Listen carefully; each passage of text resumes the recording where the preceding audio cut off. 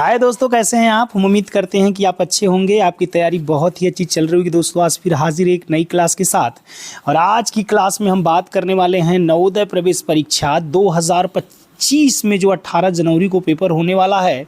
और आज हम जो बात करेंगे, अपना प्रैक्टिस सेट हमारा आ चुका है, प्रैक्टिस सेट नंबर 8।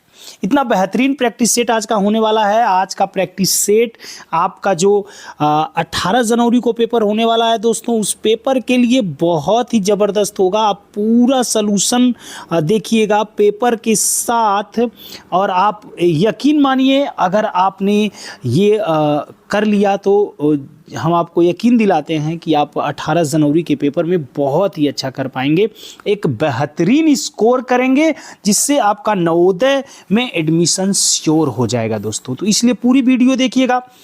वीडियो कैसी लगे कमेंट ज़रूर करिएगा, और चैनल पे पहली बार है तो चैनल को सब्सक्राइब भी कर लीजिएगा, क्योंकि हम लगातार आपको नवोदय एंट्रेंस एग्ज़ाम, सैनिक विद्यालय और विद्या ज्ञान के प्रैक्टिस सेट लेके आ रहे हैं, और आपके एग्ज़ाम को आसान बनाने की कोशिश कर रहे हैं प्यारे। आपका एग्ज़ाम कैसे आसान हो, इसमें हम पूरी तरह से लगे हुए हैं। तो नवोदय की तैयारी आप कर रहे होंगे तो आपको बहुत नहीं समझाने की ज़रूरत है। जैसा कि आप जानते हैं, नवोदय में आपको मानसिक योग्यता से आपके टोटल आते हैं 40 क्वेश्चन, और आपका प्रत्येक क्वेश्चन 1.25 नंबर का होता है। तो इस प्रकार से 50 नंबर आपके सीधे के सीधे कहाँ से आते हैं, मानसिक योग्यता से आते हैं दोस्तों। तो इन 50 नंबर, 40 क्वेश्चन, 10 टाइप के आपके प्रश्न होते हैं। प्रत्येक टाइप के आपके 4 प्रश्न दिए जाएंगे। इस प्रकार से 10 चौक को क्या हो जाएगा, 40। आते ही स्टार्ट करते हैं पहला टाइप। जैसा कि आप निर्देश भी देख रहे होंगे, निर्देश यहाँ पे प्रश्न संख्या 1 से 4। प्रश्न संख्या 1 से 4 तक का आप देख पा रहे होंगे। इसमें दिया हुआ है कि प्रत्येक प्रश्न में 4 आकृति A, B, C और D दर्शाई गई है। इन 4 आकृतियों में से 3 आकृति किसी विधि से एक समान है, जबकि एक आकृति अन्य से भिन्न है। भिन्न आकृति का चयन करें, मतलब भिन्न आकृति को आपको छांटना है। बहुत ही अच्छा पेपर, मैं बार बार आपसे इसलिए कह रहा हूँ क्योंकि इसमें आप बहुत कंफ्यूज होंगे, और आपके जो दिमाग है ना, उसको बहुत अच्छे से ये एक्सरसाइज करवाएगा और पेपर के लिए आपको तैयार करेगा। पहला क्वेश्चन है, देख पा रहे होंगे आप। आंसर करके देखिए कौन सा सही है। वीडियो को रोकिए और अपना आंसर करिए, फिर मैं आपको आंसर बता रहा हूं। तो मैं आपको आंसर बता रहा हूं, इसमें आपका विकल्प नंबर डी राइट होगा। विकल्प नंबर कौन सा राइट होगा, डी। उसका कारण जानना पड़ेगा हमें। प्यारे देख रहे होंगे यहाँ पर बाहर की तरफ उठा हुआ है, इसमें भी बाहर की तरफ, और ये फिगर अगर यहाँ से मिला दें, देख रहे हैं ना, ऐसे करके कुछ फिगर है, अगर इसको हम यहाँ से मिला दें तो ये बाहर की तरफ ही उठा हुआ है। क्या है, बाहर की तरफ ही उठा हुआ है। सब में बाहर की तरफ निकला है, लेकिन ये डी वाले में क्या है, आपका जो फिगर डी वाला दिख रहा है, ये यहाँ से अंदर की तरफ है। अंदर की तरफ है, मतलब इस तरीके से ये अलग है। इसलिए हमारा विकल्प नंबर डी राइट होगा पहले क्वेश्चन का। कारण समझ पाए होंगे आप। आगे बढ़ते हैं। आइए क्वेश्चन नंबर 2 में बताइए कि कौन सा आंसर आपकी नज़र में सही जा रहा है। सोच लिया होगा, कर लिया होगा, तो मैं बता देता हूं। आ जाओ, विकल्प नंबर फिर एक बार सी राइट होगा। यहाँ पर विकल्प नंबर सी राइट होने जा रहा है। क्यों होने जा रहा है, क्योंकि सब में देखिए जो बाहर की आकृति सब में बनी हुई है, अंडाकार बनी हुई है। सब में अंडाकार है, देख रहे हैं ना, ये तीनों विकल्पों में अंडाकार है, लेकिन सी विकल्प में क्या है, सब वृत्ताकार है। देख पाए आप, मजा आया, कितना अच्छा क्वेश्चन था ना। विकल्प नंबर सी हमारा यहाँ पे राइट हो गया। आइए क्वेश्चन नंबर 3 देखते हैं। 3 को भी सोचिए कौन सा राइट होने वाला है, नियम खोजिए, कारण जानिए, तो मजा आएगा। और हम बताते हैं विकल्प number D is the right. क्यों राइट है, सब में देखिए, इसमें एक कारण है कि इसमें एक त्रिभुज है, इसमें भी एक त्रिभुज है, इसमें भी एक त्रिभुज है, लेकिन यहाँ पर आपके 2 त्रिभुज बने हुए हैं प्यारे। एक त्रिभुज आप देख पा रहे होंगे कि ऐसे करके बना हुआ है, और एक त्रिभुज के अंदर वृत्त है, इस वृत्त के अंदर भी बना हुआ है प्यारे ना। तो इस प्रकार से इस फिगर में कितने त्रिभुज, 2 त्रिभुज हैं, जिसकी वजह से ये अलग होता है। और क्वेश्चन नंबर 3 का विकल्प नंबर डी हमारा राइट हो जाएगा। आगे बढ़ते हैं, एक और क्वेश्चन शानदार जानदार, क्वेश्चन नंबर 4। ये भाई इसका आंसर क्या राइट होगा, मेरे हिसाब से क्या आंसर होगा बताइए आप फटाफट। विकल्प number C is the right. क्यों, कारण जानिए। सब में देखेंगे जो तीर के चिन्ह है कहीं ना कहीं विपरीत दिशाओं में, कहीं ना कहीं विपरीत दिशाओं में, लेकिन इसमें देखेंगे तीर के चिन्ह जो आपके दिए गए हैं एक ही दिशा में दिए गए हैं। समझ पा रहे हैं, एक ही दिशा में दिए गए हैं प्यारे, एक ही दिशा में दिए गए हैं ना, इसलिए विकल्प नंबर सी हमारा इन तीनों विकल्पों से अलग होता है और वही हमारा सही आंसर है। तो पहले क्वेश्चन का जो 4 प्रश्न दिए थे पहले टाइप में वो आपने आंसर कर लिया। आते हैं निर्देश देखते हैं और प्रश्न संख्या हमारा 5 से 8 तक के लिए निर्देश है। प्रत्येक प्रश्न में एक प्रश्न आकृति दी गई है तथा ABCD से चिन्हित 4 उत्तर आकृतियाँ दी गई हैं। उत्तर आकृतियों में से प्रश्न आकृति के समरूप आकृति को चुनिए। प्यारे समझ पा रहे होंगे ना, मज़ा आएगा। यहाँ पर आसान टाइप के क्वेश्चन है क्योंकि सेम फिगर खोजना है तो टाइम हम भी नहीं बर्बाद करेंगे और फटाफट आपको आंसर देते हैं। ऐसा ही फिगर जैसा कि यहाँ पे आपको दिख रहा है, आपके इन विकल्पों में कहाँ दिख रहा है, तो सिंपल सी बात है विकल्प नंबर डी में दिख रहा है और तो कहीं है ही नहीं, सब में तिरछा तिरछा दिया हुआ है। आते हैं क्वेश्चन नंबर 6, टाइम क्यों बर्बाद करें। क्वेश्चन नंबर 6 में टाइम क्यों बर्बाद करें और सेम फिगर हम ढूंढने जा रहे हैं, तो विकल्प नंबर बी हमारा राइट हो जा रहा है। आगे चलते हैं, बहुत विचार नहीं करना चाहिए क्योंकि ये आसान है तो अपना समय यहाँ नहीं बर्बाद करेंगे, ठीक है। आते हैं क्वेश्चन नंबर 7 को देखते हैं और क्वेश्चन नंबर 7 का जो जवाब हमारा होगा विकल्प number C is the right. विकल्प number C is the right. समझ पा रहे होंगे आप। आगे बढ़ते हैं, क्वेश्चन नंबर 8 सेम ढूंढना है, सेम ऐसा ही कहाँ पे दिख रहा है। क्वेश्चन नंबर 8 का आप देख पा रहे होंगे कि विकल्प number B is the right. बहुत आसानी से आप इतना तो कर ही पाए। आगे बढ़ें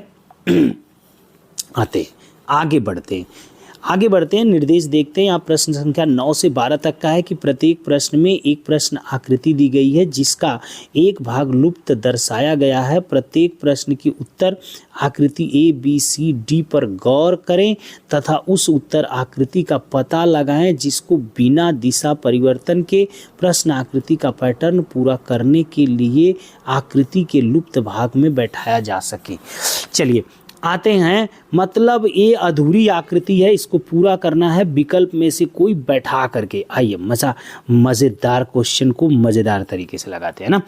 देख रहे हैं यहाँ पर होना चाहिए, इस भाग में आपका होना चाहिए, इस भाग में होना चाहिए। मतलब आप समझ पा रहे होंगे, ऊपर की तरफ कट का चिन्ह होना चाहिए और यहाँ पर ऊपर की तरफ कट का चिन्ह होना चाहिए। तो आप तो देख पा रहे होंगे कि आपको केवल एक ही विकल्प है जो कि ऐसा कर रहा है। वो विकल्प नंबर कौन सा हो रहा है प्यारे? D is the right answer. विकल्प नंबर डी आपका यहाँ पे राइट आंसर होने जा रहा है, जैसा कि आप देख पा रहे हैं। डी इज द राइट, क्योंकि यहाँ पर कोने पर इसी में दिया हुआ है और ठीक इसके सामने कट का और इसके पीछे यहाँ पर भी है, लेकिन इसके सामने ये कट का चिन्ह हमको नहीं दिख रहा है, तो ये नहीं हो सकता, ये दोनों तो होंगे ही नहीं। इसलिए विकल्प नंबर डी हमारा राइट होगा क्वेश्चन नंबर 9 का। 10 की बात कर लेते हैं, इस आकृति को पूरा करने के लिए कौन आकृति आएगी इसकी बात कर लेते हैं ना। 10 की बात कर लेते हैं, यहाँ पर होना चाहिए, यहाँ पर होना चाहिए, ध्यान से देखिएगा, यहाँ पर होना चाहिए प्यारे। तो यहाँ पर होने के लिए क्या होगा, फिर से एक बार आप गौर करेंगे, यहाँ से लाइन सीधी जा रही है और ये तो आपको इसमें तो बिल्कुल नहीं दिख रहा है। हाँ, इसमें दिख रहे थे कि इसमें ए में, लेकिन ए में जो दिख रहा है तो ये साइड वाली लाइन हमको नहीं दिख रही है और साइड वाली लाइन चाहिए, तो ये भी कट गया। अब विकल्प नंबर सी और डी में काफ़ी समानता नज़र आ रही है, विकल्प नंबर सी और डी में काफ़ी समानता, लेकिन इसमें केवल एक वृत्त है, यहाँ पे डबल वृत्त होना चाहिए, सब में देख पा रहे हैं। तो इस बार भी हमारा विकल्प नंबर 10 का कौन राइट होने जा रहा है? D is the right answer. आगे बढ़े, चलिए क्वेश्चन नंबर 11 देखते हैं प्यारे। क्वेश्चन नंबर कौन देखेंगे? 11। क्वेश्चन नंबर 11 देखते हैं, प्रश्न आकृति 11 ना, प्रश्न आकृति 11 देखते हैं। यहाँ पर प्रश्न आकृति को 11 देखते हैं। इंस्ट्रक्शन था क्या कोई? इंस्ट्रक्शन 10 देखने के बाद 11 को कौन पूरा करेगा ना, पूरा करने वाली बात चल रही है, देखते हैं कौन पूरा करता है भाई। तो जाहिर सी बात है इसके सामने तो यहाँ पर होगा, और कौन आकृति देने वाला है भाई? यहाँ पर अगर होगा तो कौन देगा, ऐसा गौर करिए। प्रश्न नंबर जो हमारा 11 है यहाँ पर, ये तो हो नहीं सकता क्योंकि ऊपर की तरफ है ना, ये तो हो नहीं सकता बिल्कुल। और अगर इसकी बात करें तो इसका तो आगे ये खाना दे रहा है, जबकि ये मुझे कहाँ चाहिए, बैक में चाहिए, पीछे चाहिए। और ऐसा मुझे केवल विकल्प नंबर डी में फिर एक बार नज़र आ रहा है, विकल्प नंबर डी एक बार फिर राइट होते नज़र आ रहा है प्यारे, विकल्प नंबर डी फिर एक बार राइट होते नज़र आ रहा है। समझ पा रहे होंगे आप, क्योंकि इसी लाइन से लगा हुआ ये है ना, इसी लाइन से लगा हुआ है। तो विकल्प number D is the right. आगे बढ़ जाएं, 12वां क्वेश्चन को देख लेते हैं कि इसमें कौन सी आकृति को पूरा कर रहा है। तो जाहिर सी बात है इधर से है ये ना, इधर से है, तो इधर से तो एक ही दिख रहा है। कौन दिख रहा है, ये तो है नहीं, ये तो है नहीं, ये भी नहीं है। विकल्प number B is the right. कौन सा दिख रहा है भाई, विकल्प number B is the right. चलिए 12 का बी दिख लिया आपने। अब नया निर्देश देखते हैं, नए टाइप का क्वेश्चन देखते हैं। ये होगा 13 से 16 तक। प्रत्येक प्रश्न में एक आकृति दर्शाई गई है तथा चौथी आकृति के एक स्थान छोड़ा गया है। प्रश्न आकृति श्रेणी क्रम में है। श्रेणी क्रम को पूरा करने के लिए बाद के प्रश्न उपलब्ध उत्तर आकृतियों में से एक आकृति का चयन करें जिसे प्रश्न आकृति के खाली स्थान में प्रतिस्थापित किया जा सके। चलिए बहुत बढ़िया, खाली स्थान में आपको यहाँ पे प्रतिस्थापित करना है, मतलब किस श्रेणी में ये चल रहा है उसी श्रेणी के तहत अगले वाले फिगर में क्या आने वाला है ये आपको पता कर लेना है। ठीक है, सिंपल सी बात है, इसको हम पता कर लेंगे। यहाँ पर आप देख रहे होंगे ये आकृति क्या हो रही है, 45 डिग्री। ये सीधी आकृति यहाँ पर थी, अब ये 45 डिग्री घूम गई है, ऐसे हो गई है, हो गई है। क्या आप समझ पा रहे हैं इस बात को, 45 डिग्री घूम गई है ना, ये आकृति घूम गई है। Very good. और 45 डिग्री घूम गई है एक बार, उसके बाद क्या हुआ है उसको ध्यान देने वाली बात है। जो रेखाखंड आपको दिखाई दे रहा है वो क्या हो गया है, ये जो रेखाखंड एक था एक और बढ़ गया है। ये पूरा 45 अंश अब सीधा हो गया है, एक और इधर बढ़ गया। अब क्या होगा, 45 अंश और जाएगा, वो क्या करेगा, 45 अंश और जाएगा। मुझे विकल्प नंबर बी को देखते नजर आइए। अगर 45 अंश और जाएगा तो कुछ ऐसा ही होगा, जो इधर का था इधर बढ़ गया, एक तीर का चिन्ह था एक तीर का चिन्ह यहाँ बढ़ गया। विकल्प नंबर बी हमारा राइट हो जाएगा 13 क्वेश्चन का, विकल्प नंबर बी अच्छा है। कारण समझ पाए, 45 डिग्री घूमता जा रहा है और पहले ये जो यल टाइप का बना हुआ है यहाँ पे ये लाइन एक बार बढ़ी है, और फिर यहाँ पर देखेंगे तो इधर से एक लाइन बढ़ी है, फिर ये बढ़ी है, फिर अगले क्रम में ये बढ़ गया। तो विकल्प number B is the right. 45 degree के आधार पे ही हम विकल्प नंबर बी को पा जा रहे हैं, बाकी नियम नहीं भी लगाते तो भी। आते हैं क्वेश्चन नंबर 14 देखते हैं। 14 में क्या है, बहुत ध्यान से देखिएगा। 14 में देखेंगे, गौर से देखेंगे तो आकृति क्या हो रही है। आकृति आपकी 45 डिग्री घूम जा रही है क्या। जैसे देखिए ये यहाँ पे और ये यहाँ पे, यही ना, ये यहाँ पे और ये यहाँ पे, तो ये जाएगा यहाँ पे और ये आएगा यहाँ पे। ठीक, अब ये जाएगा यहाँ पे, मतलब ये यहाँ पे होगा और कट का चिन्ह यहाँ पे होगा। देखिए ऐसा कहाँ दिख रहा है, कहाँ दिख रहा है प्यारे, विकल्प number A is the right. 14 का ये राइट हो जाएगा। और आगे चलते हैं, क्वेश्चन नंबर देखते हैं कौन सा, 15, और इसमें भी ढूंढते हैं, इसमें भी ढूंढते हैं। हमको लग रहा है कि 45 डिग्री तो ये घूम रहा है और आकृति पलट जा रही है। ये 45 डिग्री देखिए घुमा है और साथ में पलट भी गया, साथ में क्या हुआ, पलट भी गया। तो आगे जाएगा, आगे जाएगा और क्या करेगा, ये ध्यान से देखिएगा, बीच में खाली स्थान दे दिया है, बीच में खाली स्थान दे दिया है, और ये आगे जाएगा और 45 डिग्री घुमा है। अब ये सीधा होगा, ठीक है, सीधा होगा और सीधा हो जाएगा ना, 45 डिग्री और घूमेगा और आपका क्या हो जाएगा, सीधा हो जाएगा। देख रहे हैं ये 45 डिग्री घुमा है और सीधा पलट गया है ना, पलट गया है। तो अब आगे क्या होने वाला है, 15 में आप देख रहे हैं कि ये सीधा होने वाला है ना, अब ये सीधा होगा। सीधा होते ही एक ही आंसर आ रहा है, विकल्प number C is the right. चलिए आगे बढ़ लेते हैं, सीधा होगा तो वही विकल्प नंबर हो जाएगा, आगे सोचने की जरूरत नहीं। आते हैं 16 नंबर देखते हैं। अच्छा सा एक प्रश्न है 16 नंबर में, तो हो क्या रहा है थोड़ा सा देखिए, शायद हम देख पाए इसको 16 नंबर को, तो ये 90 डिग्री वामावर्त इस दिशा में घूम रहा है ना। अगर ये घूमेगा तो क्या होगा, अब ये वाली लाइन जो है ये इधर आ जाएगा, ये नीचे की तरफ आ जाएगा ना, ये कुछ ऐसे होगा और ये कुछ ऐसे होगा। तो ऐसा तो फिगर नंबर बी में ही दिख रहा है, हाँ बी में ही तो राइट लग रहा है, और तो कहीं नहीं दिख रहा है 16 में। चलते हैं आगे, क्वेश्चन नंबर 17 देखते हैं। क्वेश्चन नंबर 17, ओके 16 के बाद क्या आता है, क्वेश्चन नंबर 17। मतलब यहाँ पे नए टाइप के निर्देश आ गए। अब 17 से 20 तक हमारे 4 निर्देश होंगे। प्रत्येक प्रश्न आकृति के 2 सेट दिए गए हैं, दूसरे सेट में प्रश्न चिन्ह है, प्रश्न सेट के 2 प्रश्न आकृतियों में एक निश्चित संबंध है। इसी तरह का संबंध दूसरे सेट की तीसरी और चौथी प्रश्न आकृति में होना आवश्यक है। उत्तर आकृतियों में से उस आकृति का चयन करें जो प्रश्न चिन्ह को प्रतिस्थापित करेगा। Very good. क्वेश्चन नंबर 17 देखने के लिए हम प्रकट हुए। आते हैं क्वेश्चन नंबर 17 में, देखते हैं कि क्या चल रहा है। क्वेश्चन नंबर 17, पहली आकृति को गौर से देखिएगा और दूसरी आकृति, पहली और दूसरी में हम रिलेशन ढूंढते हैं। पहली और दूसरी के रिलेशन को यदि हम ढूंढें तो देखिए, एक बार अगर इसे घुमा दें तो ये हो जाएगा हमारा,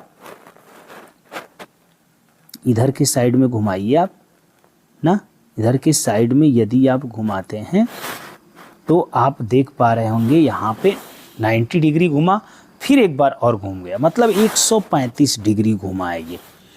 और 135 डिग्री इसको घुमाएंगे प्यारे, तो आप यकीन मानिए कि ये हो जाएगा आपका 135 डिग्री। इसको घुमाइए आप, तो 90 डिग्री अगर घुमाते हैं तो यहाँ पे आ जाएगा, और ना 135 डिग्री यदि इसको घुमा देंगे तो आप कुछ देख रहे होंगे ना।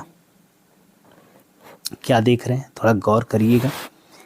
क्वेश्चन नंबर 17 का विकल्प नंबर ए, क्वेश्चन नंबर 17 का विकल्प नंबर ए देखिएगा। अगर इसको हम 135 डिग्री घुमाएं दक्षिणावर्त ना, अगर इसको हम 135 डिग्री घुमाएंगे तो आप देखेंगे 90 डिग्री घुमा देंगे तो ये पूरा बदल जाएगा इधर, और 45 डिग्री और घुमा देंगे तो ये चीज़ 90 पे यहाँ पे आएगी, ये जो है 90 पे यहाँ पे आएगी और 135 पे यहाँ चली जाएगी। Very good. तो वही हमें दिख रहा है विकल्प नंबर ए में। आगे बढ़ लेते हैं, मतलब मैंने मिला जुला के आपको बता दिया यहाँ पे कि 135 डिग्री उसे घुमा दीजिएगा। आगे बढ़ते हैं, रूल यही है। आइए दोस्तों देखते हैं क्वेश्चन नंबर 18। क्वेश्चन नंबर 18 क्या कह रहा है, ध्यान से देखिएगा। यहाँ पे 6 भुजा दिखाई दे रहा है, अंदर एक क्रॉस का चिन्ह लगाया, 4 बिंदु, यहाँ पे 4 भुजा वाला है। अंदर आपका क्या होगा, एक क्रॉस का चिन्ह और भुजाएं जितनी जितनी चारों तरफ दिख रही हैं उसके अकॉर्डिंग इसने क्या किया है,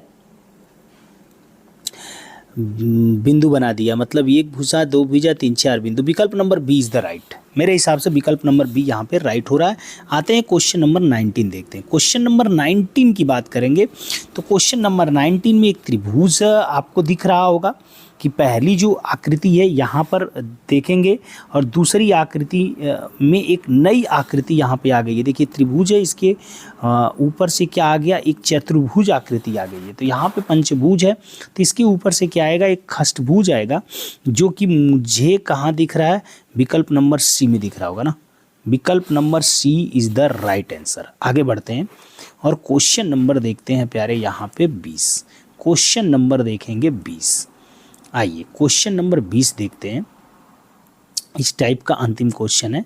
तो यहाँ पे देखते हैं क्वेश्चन नंबर 20 में पहली और दूसरी आकृति में संबंध ढूंढना। हमको क्या करना है, पहली और दूसरी आकृति में अगर आप संबंध ढूंढ रहे हैं तो आप देखेंगे ये पूरा 180 अंश घूम गया है, पूरा 180 अंश प्यारे घूम गया है, 180 अंश घुमा है पूरा ना, देख रहे हैं ना, एक बार 90 फिर एक बार 180 अंश, और ये तीर का चिन्ह आप देख रहे होंगे पलट गया ना, यहाँ पे दिखाई दे रहा होगा, पूरा तीर का चिन्ह यहाँ पे ऐसे हो गया। आप यहाँ पर भी देखेंगे तो ये भी 180 डिग्री अगर आप घूमेंगे तो सीधा क्या हो जाएगा, ये इधर आ जाएगा ना, और तीर का चिन्ह जो ऊपर की तरफ है और बाहर की तरफ आपका हो जाना चाहिए। जो विकल्प नंबर किस में दिख रहा है, विकल्प नंबर आपका डी में दिख रहा होगा, विकल्प नंबर डी में दिख रहा है, विकल्प number D is the right answer.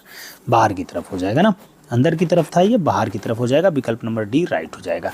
आगे बढ़ते हैं प्यारे, अब देख लेते हैं निर्देश नया, जो कि प्रश्न संख्या 21 से 24 के लिए हमको दिया गया है। प्रश्न आकृति में के रूप में ज्यामितीय आकृति त्रिभुज वर्ग वृत्त के भाग को प्रत्येक प्रश्न में दर्शाया गया है तथा दूसरे में उत्तर आकृतियों के रूप में ए बी सी डी को दर्शाया जाता है। नीचे दी गई आकृति में ज्यामितीय आकृतियों को पूर्ण करने की आकृति ज्ञात करें। अच्छा, मतलब जो इसको पूरा करेगा, त्रिभुज को त्रिभुज बनाएगा, वर्ग को वर्ग बनाएगा, उसी को हमको पकड़ना है। ध्यान से देखिएगा, बहुत टाइम इसमें हम खोटा नहीं करेंगे। आते हैं क्वेश्चन नंबर जो हमारा ये है 21 को देखते हैं। पहला क्वेश्चन है 21 में जो इस टाइप का ये पहला क्वेश्चन कहा जाएगा। तो देखने के ध्यान से, तो इसको पूरा करने की बात जो हमारी आ रही है वो कुछ इस टाइप से है प्यारे ना। ये यहाँ से मिल जाएगा, ये यहाँ से मिल जाएगा, ठीक है, और ये यहाँ से कट जाएगा ना ये। तो ये आकृति सी में आप देखिए ध्यान से दिख रहा है क्या, एक मिनट, आकृति सी में देखिए ध्यान से, आकृति सी जो सी है इसमें ध्यान से देखिए, शायद दिख रहा होगा आपको, क्या दिख रहा है, जैसे देखिए ये आगे की तरफ ऐसे बढ़ गया, ये ऐसे, ये यहाँ से ऐसे मिल गया और ये यहाँ पे ऐसे हो गया। तो आकृति सी आपको दिख रही होगी ना। आगे बढ़ लेते हैं, विकल्प नंबर जो इसका सही हो जाएगा, विकल्प number C is the right. आगे चलते हैं, क्वेश्चन नंबर 22 देखते हैं। क्वेश्चन नंबर 22 कह रहा है प्यारे, आकृति को पूरा करना है। चूंकि इसको पूरा करेंगे तो ये एक वर्ग बनेगा ना, एक वर्ग बनेगा, देख रहे हैं ना, इस टाइप से आकृति आपको दिख रही होगी। तो ऐसी आकृति आपको नज़र कहाँ आ रही है, ए में ही नज़र आ रही है, 22 का ये ना, बिल्कुल सीधा सीधा सिंपल, कोई घूमने फिरने की बात नहीं। आगे बढ़ चलते हैं, क्वेश्चन नंबर 23 देखते हैं। भी एक वर्ग बन रहा है ना, ये भी एक क्या बन रहा है, वर्ग बन रहा है। तो कुछ इस प्रकार से आकृति आपको कहाँ नज़र आ रही है, गौर से देखिएगा। इस प्रकार की आकृति आपको विकल्प नंबर बी में नज़र आ रही है। जी बिल्कुल, विकल्प number B is the right. आगे चले, क्वेश्चन नंबर 24 देखते हैं।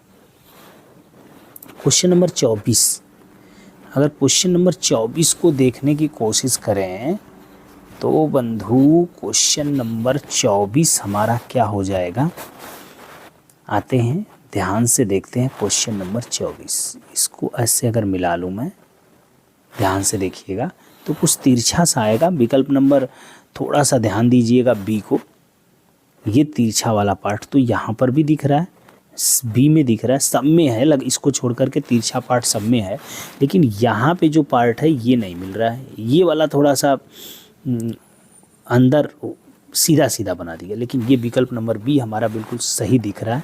जैसे ही हमने इसको मिलाया तो आप देख रहे होंगे विकल्प नंबर बी बन रहा होगा ना। आगे चलते हैं, क्वेश्चन नंबर कौन सा देखेंगे अब भाई, 24 के बाद क्या आता है, सबको पता है, 25 आता है। 24 के बाद क्या आता है प्यारे, 25, जो कि नया निर्देश के अनुसार आएगा। प्रश्न 25 से 28 तक का निर्देश है कि प्रत्येक प्रश्न आकृति में दी गई है, ए बी सी डी है, चिन्हित द्वारा दर्शाई गई है, दर्पण प्रतिबिंब। चलिए आइए, दर्पण की बात है तो सीधा सीधा देखते हैं, और अक्षर आपके पलट दिए जाते हैं, आपको अच्छे से मालूम है। तो वहाँ पे वाई पलटेगा, फिर टी आएगा, वाई के बाद टी, फिर आई सेम टू सेम, यन बदल जाएगा। यहाँ पे यन सेम दिख रहा है तो ये हो नहीं सकता 25 का। हाँ, आगे बढ़ते हैं, यहाँ पे वाई है, टी है, यन बदला हुआ है, और क्या है, ये सेम है, डब्लू, यम को डब्लू बना दिया तो ये भी नहीं हो सकता। अब देखिएगा ध्यान से देखेंगे, विकल्प नंबर सी हमको बिल्कुल सही लग रहा है। विकल्प number C is the right answer, विकल्प number C is the right answer ना। यहाँ पर तो टी को ही पलट दिया है, विकल्प number C is the right answer. आगे बढ़ लेते हैं, क्वेश्चन नंबर 26 देखते हैं प्यारे। क्वेश्चन नंबर 26, यहाँ पर देखेंगे सीधे तो क्वेश्चन नंबर 26 जो हमारा होगा, पी इधर की तरफ घूम जाएगा, ये तो हो नहीं सकते कभी, और ये भी नहीं हो सकते, तो विकल्प number C is the right. 26 का सी ही सही होगा। आगे बढ़ लेते हैं। 26 के बाद 27 नंबर देखते हैं। बहुत ध्यान से 27 नंबर देखेंगे तो ये जाएगा उधर, ये रहेगा यहाँ पे और नीचे की तरफ। Very good. ये हो नहीं सकता, ये हो नहीं सकता, ये दोनों बच गए। इसको ध्यान से देखिएगा, इसको ध्यान से देखिएगा ना, यही दोनों रह गए हैं और इसी को हमको देखना है ध्यान से। 27 का बी सही या डी सही, 27 का बी सही या डी सही ना भाई, दोनों सेम है क्या? 27 के बी और डी दोनों सेम लग रहे हैं। हाँ, हमको तो सेम ही लग रहा है क्या भाई? जी बिल्कुल, बड़ा कंफ्यूजन स्थिति पैदा कर रहा है। डी और बी, वैसे बी पहले है तो पहला आंसर बी ही राइट होगा। आखिर अंतर दोनों में हमको कुछ दिख नहीं रहा फिलहाल, दोनों में हमको कुछ अंतर नहीं दिख रहा है, इसलिए ये थोड़ा सा कंफ्यूजन की स्थिति है कि बी और डी में कौन सही है। आंसर आपका तो बी राइट है, पहले भी है, इस वजह से भी सही हो सकता है। वैसे दोनों बहुत ही क्लोज हैं ना, अंतर नहीं दिख रहा है कुछ मुझे फ़िलहाल, तो कन्फ्यूजन है थोड़ा सा यहाँ पे, लेकिन question number B is the right answer. आगे आते हैं, देख लेते हैं इस क्वेश्चन का। 27 का भी हो गया। 28 नंबर में आते हैं तो यहाँ पर क्या देखेंगे, ये थोड़ा सा पलट जाएगा, ये तो सेम रहेगा और ये पलट के क्या हो जाएगा, ये पलट के क्या हो जाएगा, इसी को मुझे ध्यान देना है। तो ये जो पलटेगा तो सेम रहेगा, ठीक। ये पलट के कहाँ जाएगा, इधर जाएगा। Very good. तो ये तो हो नहीं सकता, ये भी नहीं हो सकता। अब बच गया 28 का कौन कौन, विकल्प नंबर ए, और कौन बच गया, डी। ए और डी, बहुत ध्यान से देखिए ए और डी को, ए और डी बहुत कंफ्यूजन की स्थिति है ए और डी में। 28 के देख रहे होंगे आप, विकल्प नंबर ए और डी में सही किसको माना जाए। तो ये जो था, दोनों बिल्कुल नज़दीक है ना, ध्यान से देखिए, दोनों बिल्कुल क्या है, नज़दीक हैं। तो ये तो जाएगा, यहाँ पे पास में ही है, दो बिंदु दिख भी रहे हैं, ये ऊपर की तरफ है, ये भी है, दोनों में बहुत हद तक सेम टू सेम लग रहा है ना। तो अगर ये नहीं सही है, ये नहीं सही हो रहा है, तो विकल्प नंबर हम देखेंगे तो डी राइट होगा। क्यों? क्योंकि ये जो यहाँ पर है ना, नीचे वाले से इसकी ऊंचाई थोड़ा ज़्यादा है ना, आप ध्यान दीजिएगा, यहाँ पे स्पेस जो है, यहाँ पे कम स्पेस है नीचे, यहाँ पे स्पेस ज़्यादा है, इसलिए विकल्प नंबर डी यहाँ पे राइट हो जाएगा प्यारे। चलिए चलते हैं क्वेश्चन नंबर 28 के बाद 29 से इंस्ट्रक्शन देखते हैं नया। 29 से 32 तक का इंस्ट्रक्शन है। प्रत्येक प्रश्न में प्रश्न आकृति दर्शाई के अनुसार कागज के टुकड़े को देकर पंच दिया गया ना, ABCD मतलब वही है, कागज के टुकड़े कट वाला है। तो यहाँ पे आ जाते हैं क्वेश्चन नंबर हम 29 में।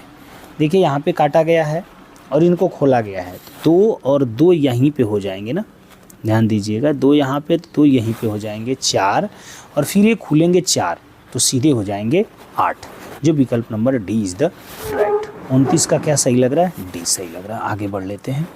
30 में आते हैं प्रश्न आकृति में।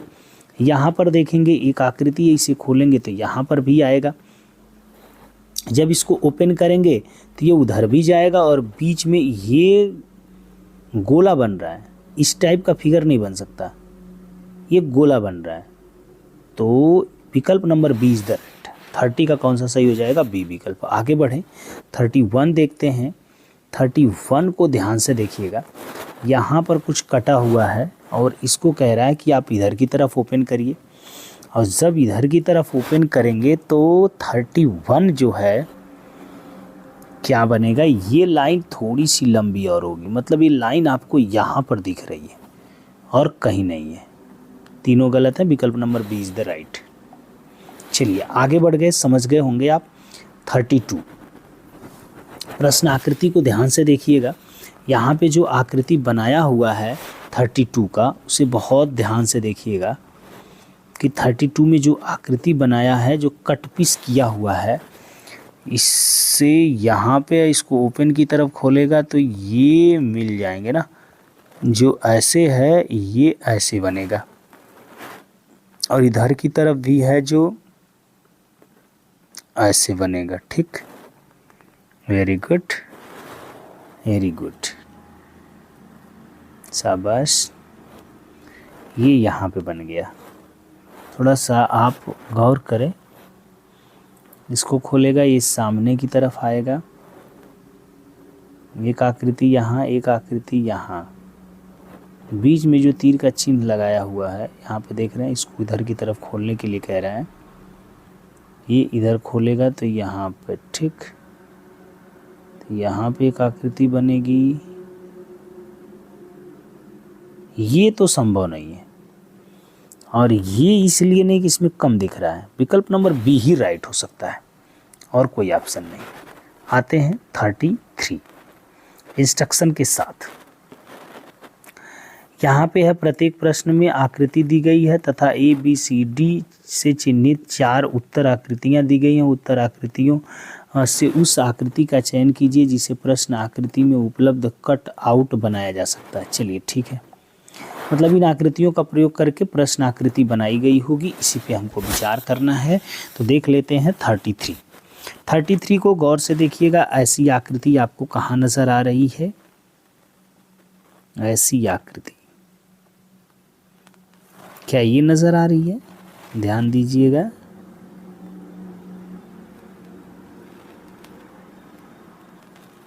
एक तरफ बड़ा है, एक तरफ छोटा है ना, कुछ इस प्रकार से। और कहीं है क्या, और तो इन दोनों में तो है भी नहीं, ये है थोड़ा सा, तो ये पूरा पूरा जाके बीच में मिल गया है, तो ये नहीं हो सकता। विकल्प number A is the right. 33 का विकल्प नंबर 1 सही हो जाएगा। अब आते हैं 34 पर। 34 देखते हैं, प्रश्न आकृति में अर्धवृत्त हमको चाहिए, तो अर्धवृत्त तो सब में दिख रहा है। उसके बाद एक वर्ग चाहिए, और ये भी दिख रहा है, और ये हमको विकल्प नंबर कहाँ दिख रहा है, ध्यान से देखिएगा। 34 का 34 विकल्प में ये मुझे कहाँ दिख रहा है भाई, ये आकृति तो यहाँ दिख रही है, ये यहाँ दिख रही है। ये जो आकृति बनाया थोड़ा सा सस्पेंस टाइप का लग रहा है, ये वर्ग, ये आयत जैसा लग रहा है, ये तो होगा नहीं, ये भी नहीं होगा क्योंकि ये समकोण त्रिभुज सीधे सीधे बन गया, ये भी नहीं होगा क्योंकि ये समकोण बन गया। तो जब ये भी नहीं है तो विकल्प नंबर कौन बचा है, इज द राइट। अगर सब में ये वर्ग होना चाहिए, वैसे वर्ग ही है, ये थोड़ा सा बनाने में दिक्कत हो गई। आगे बढ़ लेते हैं, क्वेश्चन नंबर 35 देखते हैं। यहाँ पर देखेंगे 2 समान आकृतियाँ हैं, मतलब ये दोनों समान है, ये दोनों समान है, तो देखना पड़ेगा ध्यान से। 35 का आ जाइए, विकल्प number C is the right, कहीं सोचना भी नहीं है। देख रहे हैं ना, ये दोनों आकृतियाँ समान है और ये दोनों त्रिभुज समान है। आगे बढ़ लेते हैं 36 देखते हैं प्यारे, बहुत ही ध्यान से 36 को देखिएगा। 36 में बिंदु चाहिए, बिंदु सब में है, इसमें तो बीच में दिया हुआ है, वो भी काला कर दिया तो ये नहीं होगा। अब क्या चाहिए, इस प्रकार की आकृति आपको यहाँ पे नजर आ रही है ना, ठीक, ये त्रिभुज, ये वाला त्रिभुज आपको यहाँ नजर आ रहा है, ये बिंदु तो है ही है। विकल्प number A is the right, मुझे तो ऐसा ही लग रहा, विकल्प number A is the right 36 का। अब चलते हैं, हमारा लास्ट जो टाइप होता है उस पे आ जाते हैं, जो हमें ढूंढना पड़ेगा कि किसमें है ये फिगर छिपी आकृतियों में। तो क्वेश्चन नंबर हमारा अब है 37 आकृति को बहुत गौर से देखिएगा ना, 37 आकृति को बहुत गौर से देखिएगा, ये कहाँ नजर आ रहा है। ठीक है। चलिए कुछ इस प्रकार से यहाँ पे, ये यहाँ पे, फिर ये इधर आ गया, फिर ये इधर चला गया, यहाँ पे आ गया और फिर इधर जाके ऐसे हो गया। क्या आप समझ पा रहे हैं? विकल्प number D is the right. विकल्प number D is the right. किसका? 37 का। आते हैं 38।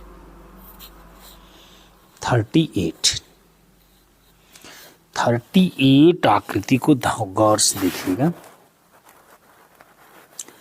38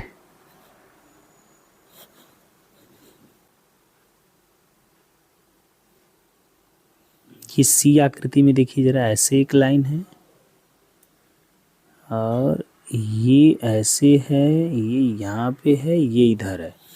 सी इज द राइट। विकल्प नंबर सी सही हो जाएगा 38 में। 39 की बात करते हैं। आइए 39 कहाँ हो भैया? ढूंढो 39। 39 एक सीधी आकृति, यों यों यों, ठीक है। 39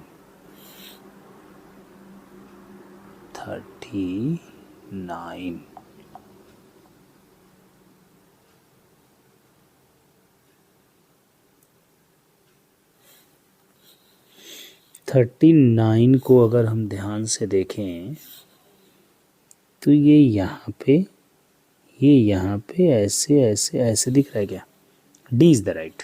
39 का डी। और लास्ट क्वेश्चन रीजनिंग का देखते हैं, फटाक दे, जो हमको नज़र आएगा कहाँ पे? विकल्प नंबर डी ही नज़र आ रहा है क्या? क्योंकि ये वाली आकृति जो बन रही है, ये वाली यहीं पे बन रही है और कहीं नहीं बन रही है। तो इस प्रकार से रीजनिंग के आपने देख लिए टोटल 40 के 40 प्रश्न प्यारे। और आपको कैसा लगा कमेंट करके बताइए। आते हैं मैथ के पार्ट को देखने के लिए। मैथ में जैसा कि आपको पता है, रीजनिंग का मैंने बताया 40 क्वेश्चन होते हैं, मैथ में आपके 20 क्वेश्चन होते हैं, इसमें भी एक क्वेश्चन 1.25 का होता है। टोटल हो जाते हैं 25 नंबर। और ये 25 नंबर बहुत ही मायने रखते हैं।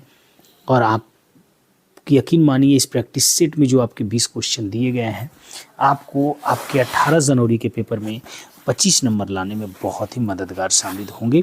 आते हैं क्वेश्चन नंबर 41 से देखते हैं। देखने के तरीके हमारे क्या होंगे, इस पे गौर करिएगा। इसमें कह रहा है कि अवरोही क्रम में ना नियम ढूंढना है।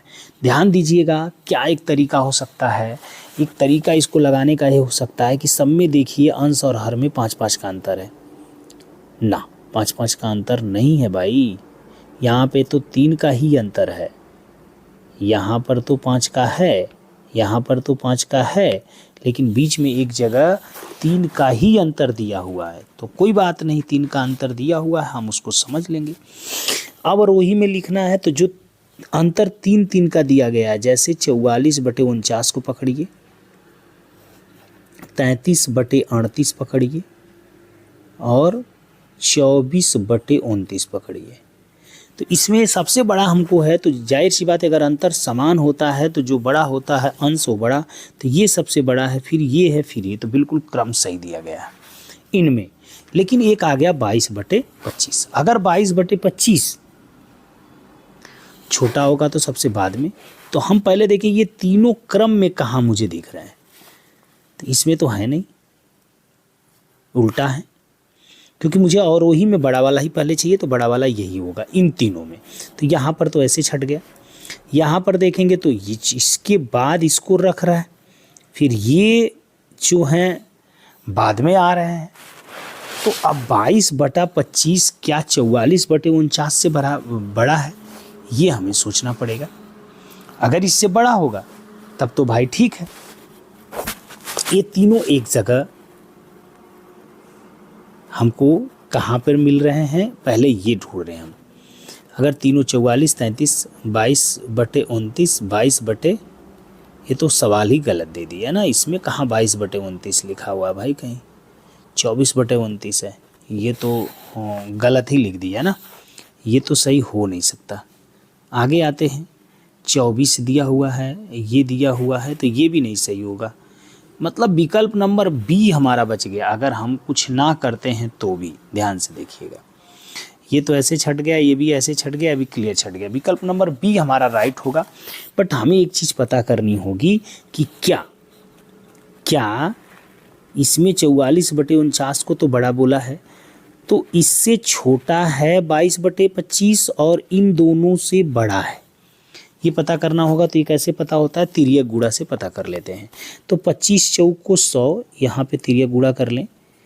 25 चौक को 100 और 10 110 1100, 22 9 198 हासिल 19, 22 चौक को 88 और 10 88 10 कितना 98 और 200 107, मतलब यहाँ पे 1078 ही हो रहा है। इसका मतलब तो ये बड़ा है, ये बात तो सही है, ठीक है, ये सही लिखा है।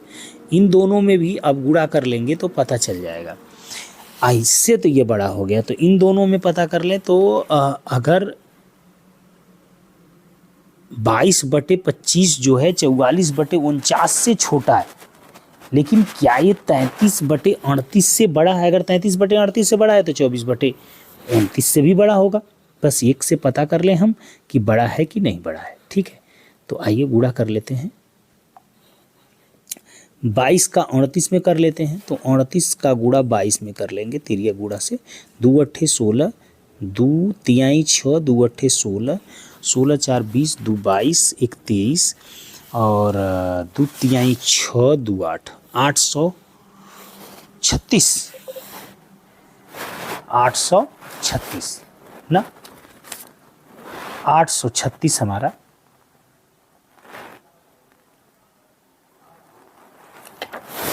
836 हमारा यहाँ पे आ रहा है। तो इधर गुणा कर ले, 25 तिया 75, अगर ये करेंगे तो 25 का गुणा 33 में, तो 25 तिया 75 को 5 हासिल 7, 25 तिया 75 और 7 जोड़ दें 75 में तो कितना हो जाएगा, 75 में 7 जोड़ेंगे तो हो जाएगा 82, 825।